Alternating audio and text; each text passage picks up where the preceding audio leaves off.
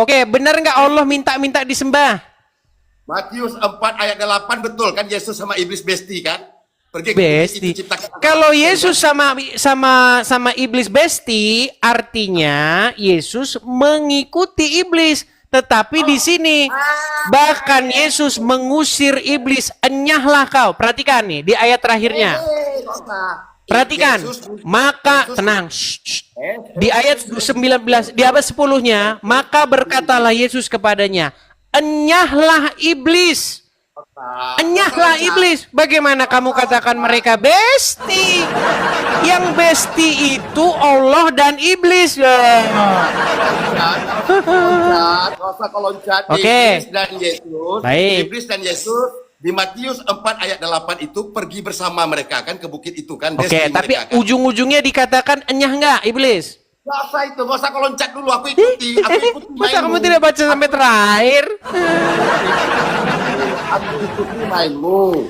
Ya, Ternyata- tapi intinya Yesus pada akhirnya mengusir iblis. Aku ikut Edis, santai, minum Edis. Edis, dalam pengajaran kau sama anak-anakmu atau di jemaatmu, kau menyuruh orang mengikuti iblis atau menjauhi iblis. Menjauhi iblis. Ternyata Yesus kau mengikuti iblis kan? Pada akhirnya dikatakan enyahlah iblis. Nggak usah, aku tanya sama kau, ternyata Yesus kau mengikuti iblis. Enggak. Kan? Di mana dia mengikuti iblis? Matius 4 ayat 8. Coba baca. Dan iblis membawanya pula ke bukit itu. Siapa yang dibawa iblis? Yesus. Berarti Yesus dan iblis besti kan? Tidak. Diikutinya iblis sama Yesus kan? Tidak. Oh, penipu kau, dasar kafir kau. Ngamuk dia. Dasar kafir Bahkan Yesus berkata kepada iblis, enyahlah kau. Enyah. Nggak usah kau loncat. Matius 4 Nggak usah ayat 8 loncat.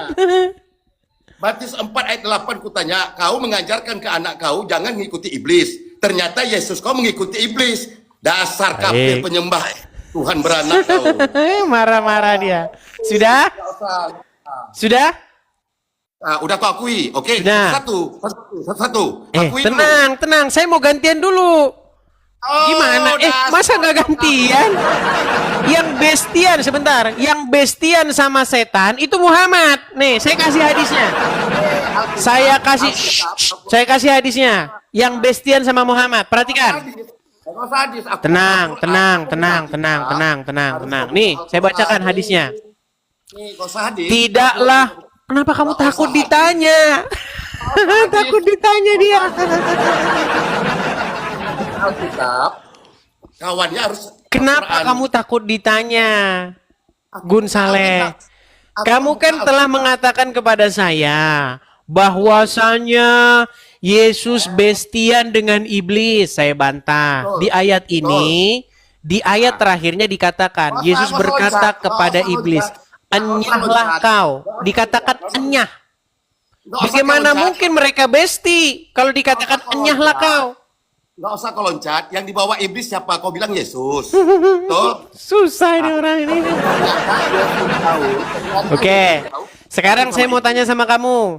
Kamu masalah mau ngomong begitu terserahlah. Namanya kamu juga masih Islam. Nih. Saya kutip satu hadis yang berkata begini. Muhammad berkata, tidaklah dari setiap manusia itu melainkan didampingi oleh korin. Korin itu artinya setan yang membisikkan orang supaya mereka itu melakukan kejahatan. Kemudian Aisyah berkata, tenang. Aisyah berkata, ya Rasulullah, apakah juga termasuk engkau? Lalu Muhammad menjawab, betul. Ia juga mendampingi aku. Hanya saja Allah membantuku membuat dia beragama Islam. Jadi setan atau korin yang mendampingi Muhammad sudah masuk Islam. Akhirnya mereka bestian, betul? Betul nggak? Betul nggak? Tenang. Betulkah setan atau korin yang mendampingi Muhammad sudah masuk Islam? Aku buka Alkitab, Al-Quran kau buka. Ini loh, dengar. Tanya jawab Islam Kristen. Kamu bertanya kepada saya tadi kan, poinmu sudah masuk, Gus. Poinmu sudah masuk. Bahwa kamu menuduh bahwasanya Yesus dan setan bestian. Nah, saya bilang tidak bestian. Kenapa? Karena Yesus berkata kepada setan, "Enyahlah kau." Matius 4 ayat 8, siapa yang dibawa iblis? Yesus kau bilang kan? Yesus. Apakah ayat itu berhenti sampai ayat 8? Maaf, aku tanya dulu. Yesus kan yang dibawa iblis kan ke bukit. Emang ayat itu berhenti sampai ayat 8? Ya, ternyata Yesus kau sama. Ternyata Seandainya ayat itu berhenti sampai ayat 8, kita tidak punya kesimpulan terhadap terseluruh peristiwa di dalam situ. Tetapi ayat itu masih ada ayat lanjutannya yang mengatakan, lalu Yesus berkata kepadanya, "Enyahlah kau setan." Nah, artinya Yesus tidak bestian dengan setan.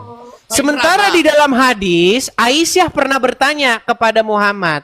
Muhammad berkata, setiap manusia didampingi oleh korin. Lalu Muhammad juga menjelaskan, orang-orang berkata, dan Aisyah juga berkata, apakah korin itu juga mendampingi engkau, wahai Rasulullah?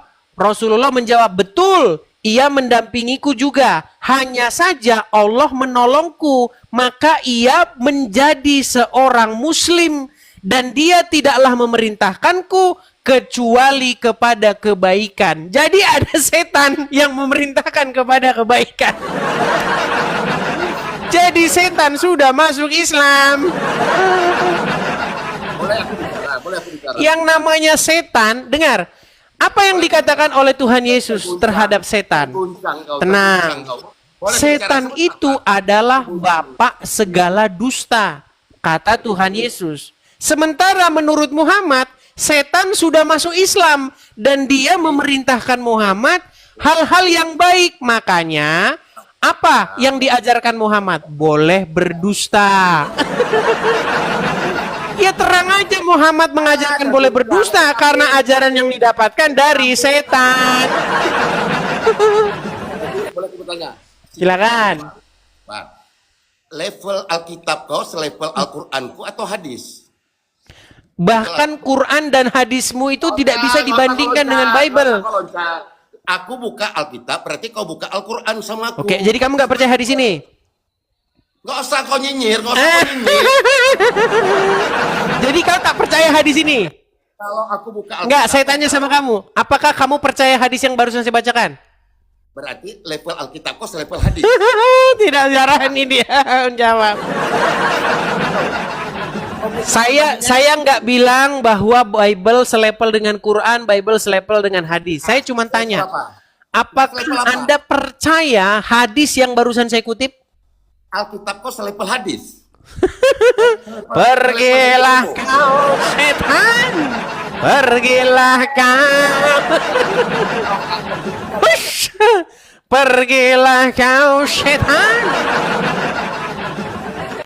Mereka ini teman-teman kalau ditanya hal yang sama langsung meninggal dunia. Yo silakan, yo silakan yang muslim. Saya tanya, apakah kamu percaya hadis itu? Nggak berani jawab.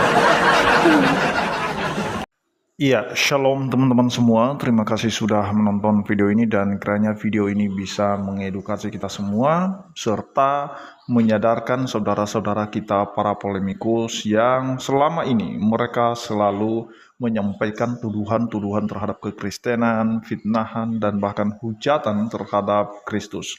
Nah teman-teman, saran bagi teman-teman para polemikus ini, cobalah belajar dengan baik-baik kitab sucimu, pahami dan juga pelajari sejarahnya.